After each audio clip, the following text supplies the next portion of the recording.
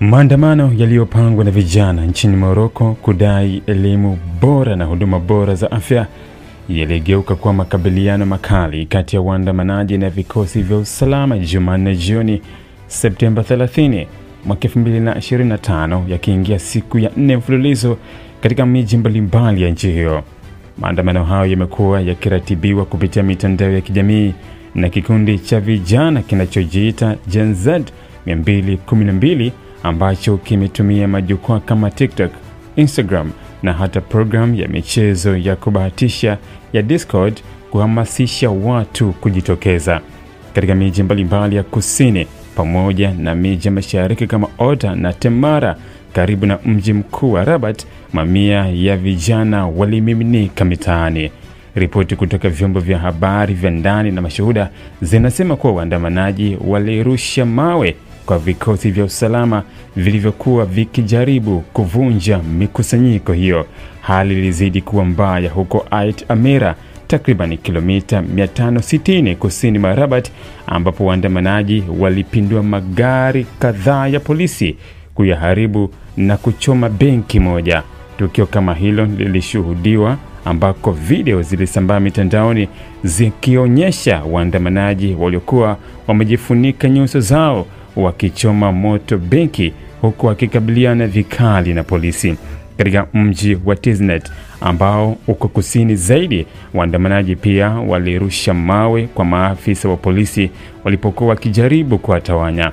Mashuhuda waliliambia shirika la habari la Reuters kuwa maandamano hayo yalikuwa na malalamiko ya wazi dhidi ya ufisadi, huku kauli mbiu kama vile wananchi wanataka kukomesha ufisadi zikiimbwa mitaani. Huko Otta hali ilikuwa ya kusikitisha baada ya mwandamanaji mmoja kujeruhiwa vibaya kufuatia kugongwa na gari la vikosi vya usalama, kwa mujibu wa taarifa ya shirika la habari la nchi hiyo la MEP.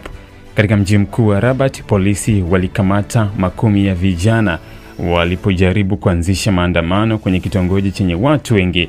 Chama cha haki za binadamu cha Morocco kilithibitisha kuwa vijana 37 wameshikiliwa kwa dhamana wakisubiri uchunguzi zaidi kuhusu ushiriki wao kwenye maandamano hayo. Hakim Saikouk, mkuu wa chama cha haki za binadamu tawi la Rabat, alilaani vikali kukamatwa kwa vijana hao, akikiita kitendo hicho kuwa kinyume na katiba ya nchi hiyo.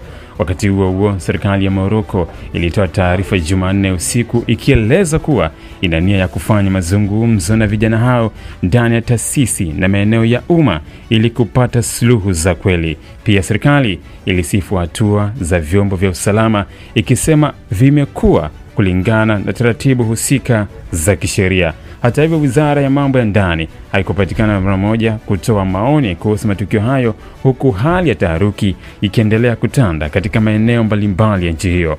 Maandamano haya yanakuja kwenye kipindi ambacho vijana wa Morocco wanazidi kuonesha hali ya kuchoshwa na hali ngumu ya kiuchumi, huduma duni za kijamii na kile wanachokiita kutosikilizwa na serikali.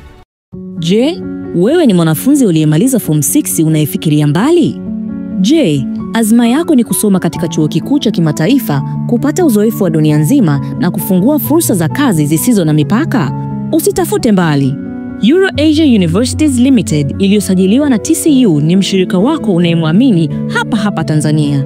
Sisi ni wataalamu wa kuunganisha wanafunzi wa Kitanzania wenye malengo na vyuo vikuu bora duniani kote, kuanzia Ulaya na Asia hadi Amerika na kwingineko.